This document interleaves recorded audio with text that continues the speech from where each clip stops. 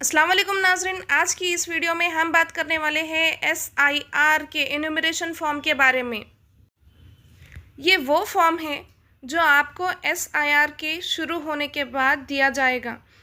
ये फॉर्म कैसे फिल करें, क्या डिटेल्स इसमें डालें, आज इस वीडियो में मैं मुख्तसर तरीके पर आप हजरात के सामने ये बातें रखना चाहती हूँ।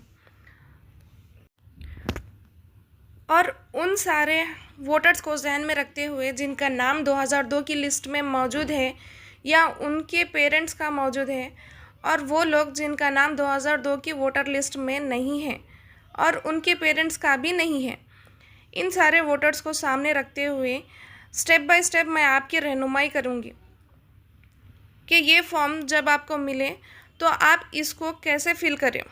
तो पहले शुरू करते हैं आज की इस वीडियो को इस बात को लेकर कि ये फॉर्म है क्या चीज़।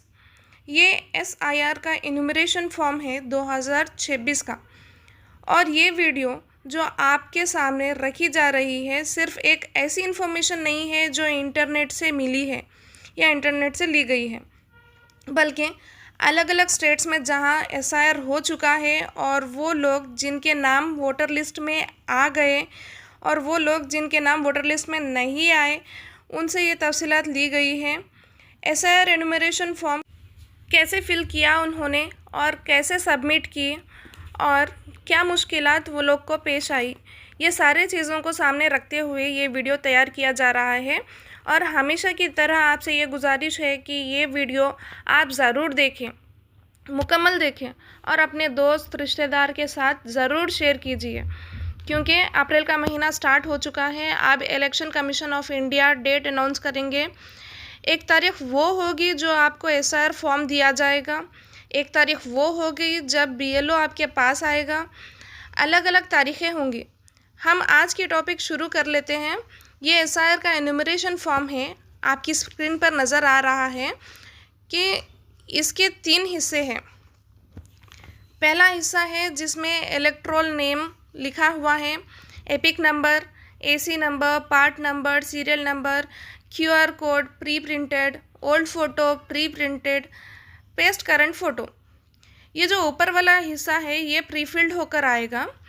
प्री फिल्ड का मतलब है इसमें कुछ चीज़ें लग कर आएंगी और कुछ चीज़ें आपको बाद में इसमें इनपुट करना है, बाद में ऐड करना है। पहली लाइन का सबसे लास्ट बॉक्स है, उसमें आपको आपकी करंट यानी प्रेजेंट फ़ोटो लगाना है।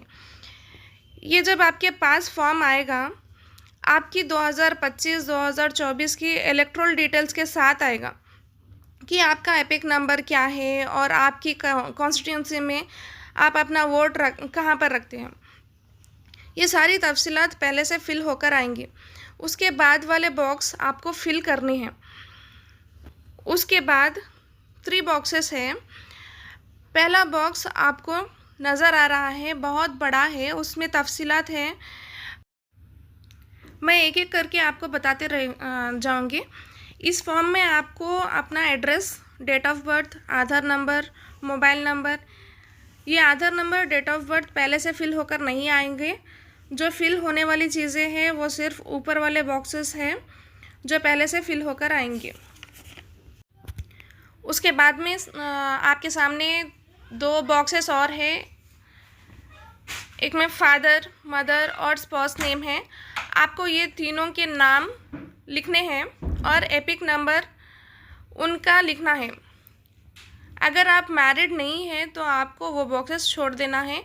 आपकी शादी हो गई है तो यहाँ आपके हस्बैंड का नाम या वाइफ का नाम वहाँ पर लिखना है, जो कि स्पाउस वाला बॉक्स है, और उनका इलेक्शन फ़ोटो, आइडेंटिटी कार्ड का नंबर वहाँ पर लिखना है जो साइड बॉक्सेस में है।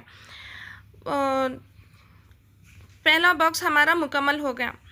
उसके बाद वाला बॉक्स बहुत ज़्यादा इम्पॉर्टेंट है, वो है लास्ट SIR 2002 का डिटेल्स वाला। अब देखिए, कुछ हमारे वोटर ऐसे हैं जिनका नाम आज की वोटर लिस्ट में भी है और 2002 की वोटर लिस्ट में भी है, शामिल है।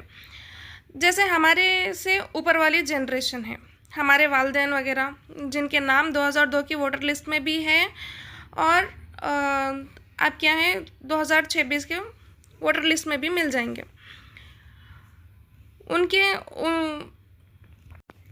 उनको ये करना है कि मैपिंग कॉलम 2002 वोटर का ये बॉक्स आपके सामने है, इसमें उनको अपनी वो डिटेल्स डालनी है जो 2002 की वोटर लिस्ट में मौजूद है।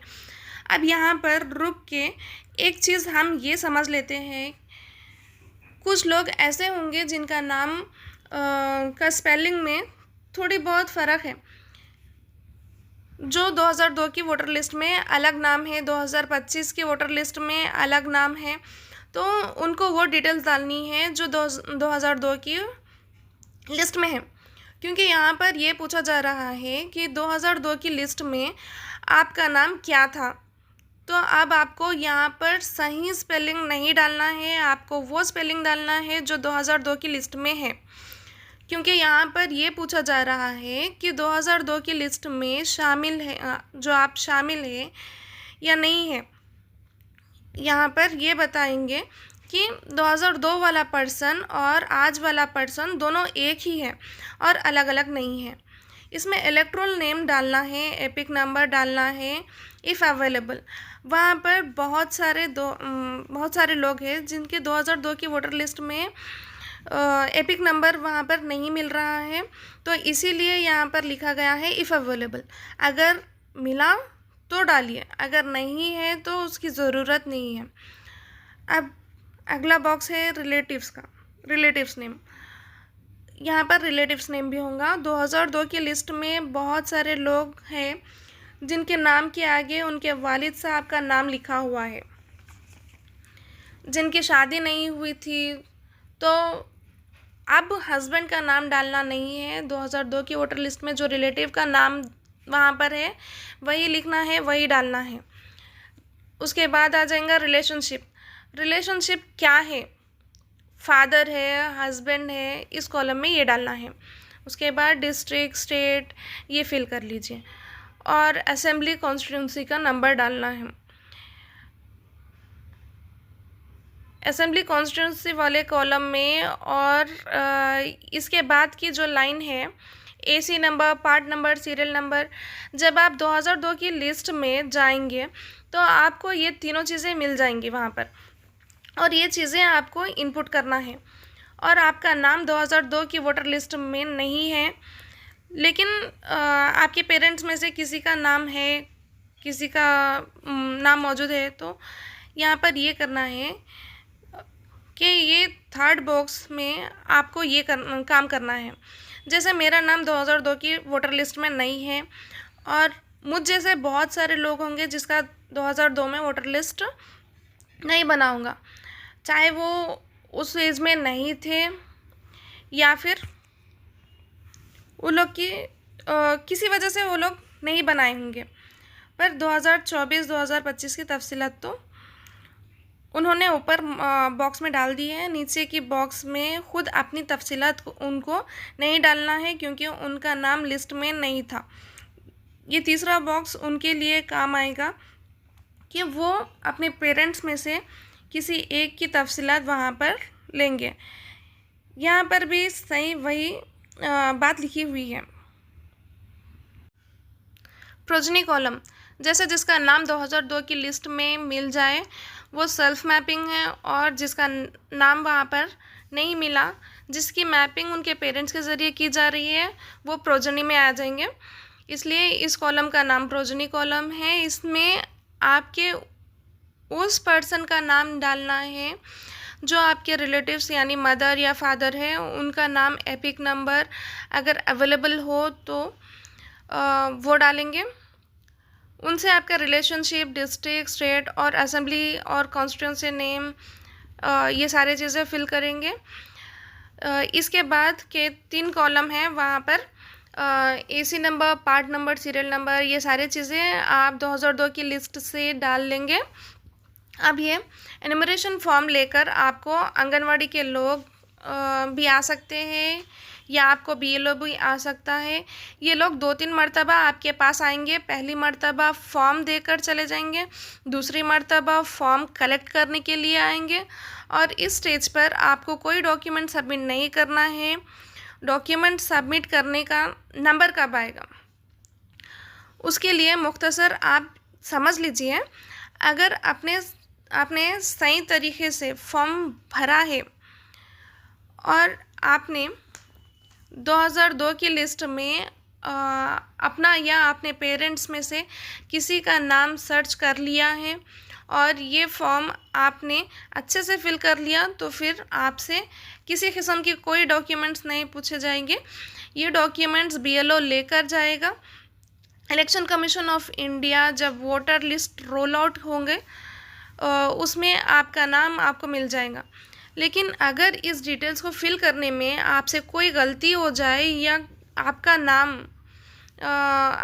भी 2002 की लिस्ट में नहीं है, आपके पेरेंट्स का नाम भी 2002 की लिस्ट में नहीं है, तो फिर आपको एक नोटिस इश्यू किया जाएगा।